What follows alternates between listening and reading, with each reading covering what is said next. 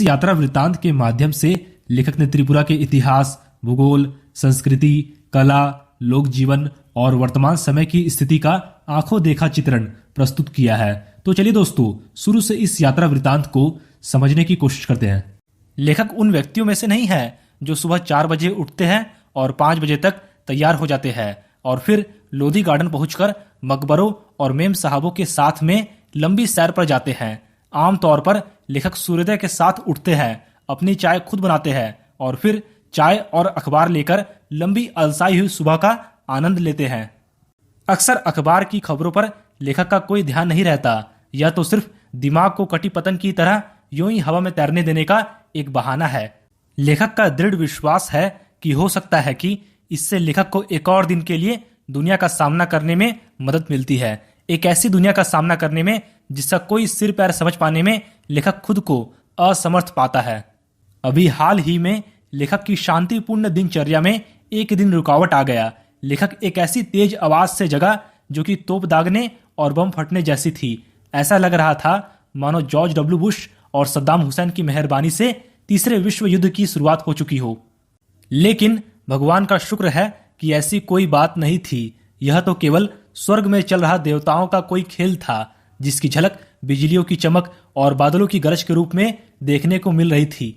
जब लेखक ने खिड़की के बाहर झांका तो सारा आकाश बादलों से भरा था, जो कि सेनापतियों द्वारा दिए गए सैनिकों की तरह एक दूसरे से टकरा रहे थे और पागलों की तरह आकाश को भेदभावपूर्ण बिजली के अलावा जाड़े की बिल्कुल सुबह का ठंडा भूरा आकाश भी था, जो कि प्रकृति के तांडव को एक पृष्ठभूमि उपलब्ध करा रहा था। इस तांडव के गर्जन तर्जन ने लेखक को 3 साल पहले त्रिपुरा में ऊनाकोटी की एक शाम में पहुंचा दिया। दिसंबर 1999 में ऑन द रोड शीर्षक से 3 खंडों वाली एक टीवी श्रृंखला बनाने के सिलसिले में लेखक त्रिपुरा की राजधानी अगरतला गया था। साथ ही लेखक का उद्देश्य त्रिपुरा के पूरे लंबाई में आर पार जाने वाले राष्ट्रीय राजमार्ग 44 से यात्रा करने और त्रिपुरा के विकास संबंधी गतिविधियों के बारे में जानकारी देने का था। त्रिपुरा, जो कि भारत के सबसे छोटे राज्यों में से एक है, 34% से ज्यादा की इसकी जनसंख्या वृद्धि दर भी काफी ऊंची है। यह 3 तरफ से बांग्लादेश से घिरा हुआ है और शेष भारत के साथ इसका कठिन जुड़ाव उत्तर पूर्वी सीमा से सटे मिजोरम और असम के द्वारा बनता है। सोनामुरा, बेलोनिया, सबरूम और कैलाश शहर जैसे त्रिपुरा के ज्यादातर महत्वपूर्ण शहर बांग्लादेश के साथ इसकी सीमा के करीब है। यहाँ तक कि अगरतला भी सीमा चौकी से केवल 2 किलोमीटर पर है। यहाँ पर बांग्लादेश के कुछ लोग अवैध तरीके से आ जाते हैं और इसे यहाँ सामाजिक मंजूरी भी हासिल है। यहाँ की असाधारण जनसंख्या वृद्धि का मुख्य कारण यही है। असम और पश्चिम बंगाल से भी लोग यहाँ आ जाते हैं। कुल मिलाकर बाहरी लोगों की भारी संख्या ने जनसंख्या संतुलन को स्थानीय आदिवासियों के खिलाफ कर दिया है। त्रिपुरा में आदिवासी असंतोष की मुख्य वजह भी यही है। पहले 3 दिनों में लेखक ने अगरतला और उसके आसपास शूटिंग की, जो कि कभी मंदिरों और महलों के शहर के रूप में जाना जाता था। उज्जैन महल, जो कि अगरतला का मुख्य महल है और अब वहां पर राज्य विधानसभा बैठती है। राजाओं द्वारा आम जनता को सत्ता सौंपने के बाद यह महल अब नाटकीय रूप में अभिव्यक्त करता है। इसे भारत के सबसे सफल शासक वंशों में से एक और लगातार 183 क्रमिक राजाओं वाले त्रिपुरा के माणिक्य वंश का दुखद अंत ही कहेंगे। त्रिपुरा में लगातार बाहरी लोगों के आने से कुछ समस्याएं तो उत्पन्न हुई है, लेकिन इसके चलते यह राज्य बहुधार्मिक समाज का उदाहरण भी बना है। त्रिपुरा में 19 अनुसूचित जनजातियों और विश्व के 4 बड़े धर्मों का प्रतिनिधित्व मौजूद है। अगरतला के बाहरी हिस्से पैचार थल में लेखक ने एक सुंदर बौद्ध मंदिर देखा। जाकर पूछने पर लेखक को बताया गया कि त्रिपुरा के 19 जनजातियों में से 2 यानी चकमा और मुच महायानी बौद्ध है। ये जनजातियां त्रिपुरा में बर्मा या म्यांमार से चटगांव के रास्ते आए थे। दरअसल इस मंदिर की मुख्य बुद्ध प्रतिमा भी 1930 के दशक में रंगून से लाई गई थी। अगरतला में शूटिंग के बाद लेखक राष्ट्रीय राजमार्ग 44 से होते हुए टीलियामुरा कस्बे में पहुंचे। यहाँ पर लेखक की मुलाकात हेमंत कुमार जमातिया से हुई, जो कि यहाँ के एक प्रसिद्ध लोक गायक है और जो 1996 में संगीत नाटक अकादमी द्वारा पुरस्कृत भी हो चुके हैं। दरअसल हेमंत कोक बारोक बोली में गाते हैं, जो कि त्रिपुरा की जनजाति से संबंधित बोलियों में से एक है। जवानी के दिनों में वे पीपुल्स लिबरेशन ऑर्गेनाइजेशन के कार्यकर्ता थे, लेकिन जब उनसे लेखक की मुलाकात हुई तब वे सशस्त्र संघर्ष का रास्ता छोड़ चुके थे और चुनाव लड़ने के बाद जिला परिषद के सदस्य बन गए थे। जिला परिषद ने लेखक की शूटिंग यूनिट के लिए एक भोज का आयोजन किया। यह एक सीधा सादा खाना था जिसे सम्मान और लगाव के साथ परोसा गया था। भारत की मुख्य धारा में आई मुफट और दिखावेबाज संस्कृति ने अभी त्रिपुरा के लोगों की रोजमर्रा की जिंदगी को बर्बाद नहीं किया है। भोज के बाद लेखक ने हेमंत कुमार जमातिया से एक गीत सुनाने का अनुरोध किया और फिर उन्होंने अपनी धरती पर बहती शक्तिशाली नदियों, ताजगी भरी हवाओं और शांति का एक गीत गाया। त्रिपुरा में संगीत की जड़ें काफी गहरी प्रतीत होती है। बॉलीवुड के सबसे प्रसिद्ध संगीतकारों में से एक एस.डी. बर्मन भी त्रिपुरा से ही आए थे।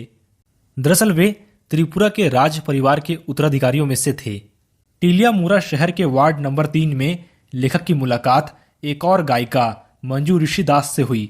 ऋषिदास जो कि मोचियों के एक समुदाय का नाम है, लेकिन जूते बनाने के अलावा इस समुदाय के कुछ लोगों की विशेषज्ञता थप्पड़ वाले वादों जैसे तबला और ढोल के निर्माण और उनकी मरम्मत के काम में भी है।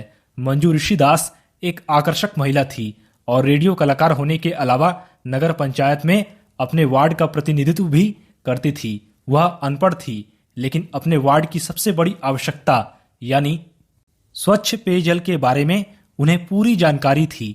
नगर पंचायत को वे अपने वार्ड में नल का पानी पहुंचाने और इसकी मुख्य गलियों में ईंटें बिछाने के लिए राजी कर चुकी थी। उन्होंने 2 गीत गाए और इसमें उनके पति ने शामिल होने की कोशिश की, क्योंकि लेखक उस समय उनके गाने की शूटिंग भी कर रहे थे। गाने के बाद वे तुरंत एक गृहिणी की भूमिका में भी आ गई और बिना किसी हिचकिचाहट के वह चाय बनाकर लाई।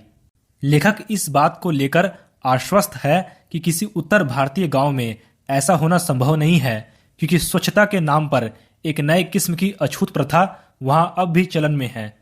त्रिपुरा के हिंसाग्रस्त मुख्य भाग में प्रवेश करने से पहले अंतिम पड़ाव टिलियामुरा ही है। राष्ट्रीय राजमार्ग 44 पर अगले 83 किलोमीटर यानी मनु तक की यात्रा के दौरान ट्रैफिक सीआरपीएफ की सुरक्षा में काफिलों की आकार में चलता है। मुख्य सचिव और आईजी और सीआरपीएफ से लेखक ने निवेदन किया था कि उन्हें घेरेबंदी में चलने वाले काफिले के आगे आगे चलने दे। थोड़ा आनाकानी करने के बाद वे इसके लिए तैयार हो गए, लेकिन उनकी शर्त यह थी कि लेखक और उनके कैमरामैन को सीआरपीएफ की हथियारबंद गाड़ी में चलना होगा और यह काम उन्हें अपने जोखिम पर करना होगा। 11 बजे के आसपास काफिला चलना शुरू हुआ।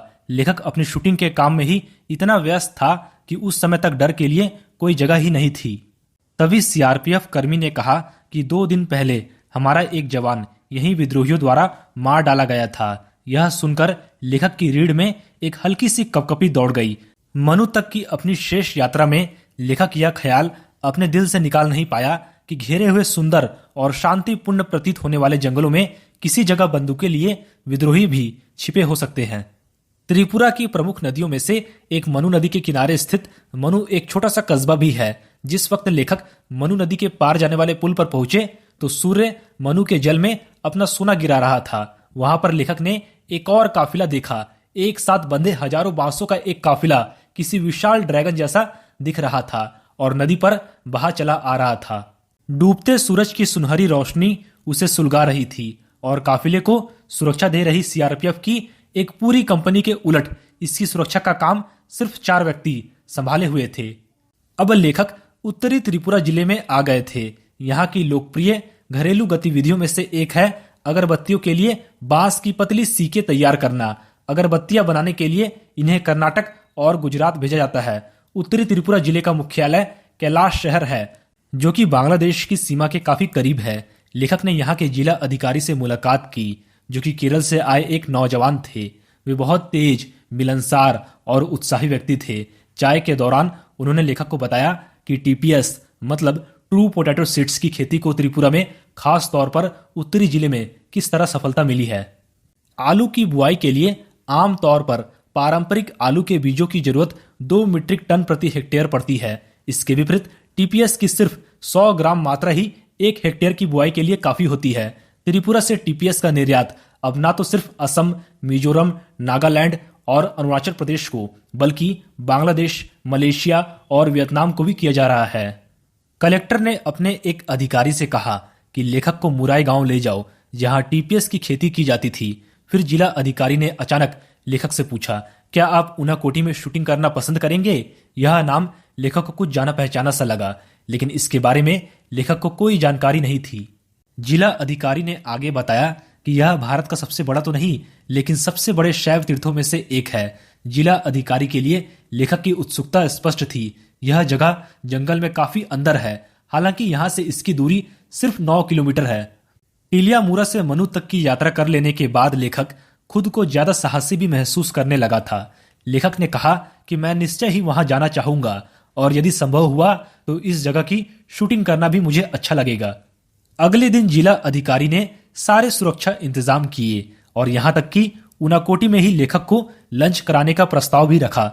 वहां पर लेखक सुबह 9 बजे के आसपास पहुंच गए, लेकिन 1 घंटे उन्हें इंतजार करना पड़ा, क्योंकि काफी ऊंचे पहाड़ों से घिरी होने के चलते इस जगह सूरज की रोशनी 10 बजे ही पहुंच पाती है। ऊनाकोटी का मतलब है 1 कोटि, यानी 1 करोड़ से एक कम। दंत कथा के अनुसार ऊनाकोटी में शिव जी की 1 कोटि से एक कम मूर्तियां हैं। विद्वानों का मानना है कि यह जगह 10 वर्ग किलोमीटर से कुछ ज्यादा इलाके में फैली है और पाल शासन के दौरान 9वीं से 12वीं सदी तक के 300 वर्षों में यहाँ चहल पहल रहा करती थी। पहाड़ों को अंदर से काट कर यहाँ विशाल आधार मूर्तियां बनी है। एक विशाल चट्टान ऋषि भागीरथ की प्रार्थना पर स्वर्ग से पृथ्वी पर गंगा के नीचे उतरने के पौराणिक कथा को चित्रित करती है। गंगा अवतरण के धक्के से कहीं पृथ्वी धस कर पाताल लोक में ना चली जाए, इसलिए शिव जी को इसके लिए तैयार किया गया कि वे गंगा को अपनी जटाओं में उलझा ले और इसके बाद इसे धीरे धीरे पृथ्वी पर बहने दे। शिव जी का चेहरा एक पूरा चट्टान पर बना हुआ है और उनकी जटाएं 2 पहाड़ों की चोटियों पर फैली है। भारत में शिव जी की यह सबसे बड़ी आधार मूर्ति है। पूरे साल बहने वाला एक झरना पहाड़ों से उतरता है, जिसे गंगा जितना ही पवित्र माना जाता है। यह पूरा इलाका ही हर एक शब्द के अनुसार ही देवियों और देवताओं की मूर्तियों से भरा पड़ा है। इन आधार मूर्तियों के निर्माता अभी चिन्ह युक्त नहीं किए जा सके हैं। स्थानीय आदिवासियों का मानना है कि इन मूर्तियों का निर्माता कल्लू कुम्हार था। कल्लू जो कि पार्वती जी का भक्त था और वह शिव जी और पार्वती जी के साथ कैलाश पर्वत पर जाना चाहता था। हालांकि पार्वती जी के कहने पर शिव जी कल्लू को कैलाश ले जाने के लिए तैयार हो गए, लेकिन इसके लिए उन्होंने शर्त रखी कि कल्लू को एक रात में शिव जी की 1 करोड़ मूर्तियां बनानी होगी। इसके बाद कल्लू अपनी धुन के पक्के व्यक्ति की तरह इस काम में जुट गया, लेकिन भोर हुई तो मूर्तियां 1 करोड़ से एक कम निकली और इस प्रकार शिव जी ने कल्लू कुम्हार को अपनी मूर्तियों के साथ ऊनाकोटी में ही छोड़ दिया और फिर शिव जी कैलाश चले गए। इस जगह की शूटिंग पूरी करते हुए शाम के 4 बज गए। सूर्य के ऊंचे पहाड़ों के पीछे जाते ही ऊनाकोटी में अचानक अंधकार छा गया। कुछ मिनटों में बादल भी घिर गए और फिर बादलों की सेना गर्जन तर्जन के साथ कहर बरपाने लगी। ऐसा लग रहा था मानो शिव जी का तांडव शुरू हो गया। यह क्षण बिल्कुल वैसा ही था जैसा कि लेखक ने 3 साल बाद जाड़े की एक सुबह दिल्ली में देखा था, और इस घटना ने लेखक को एक बार फिर ऊनाकोटी पहुंचा दिया था।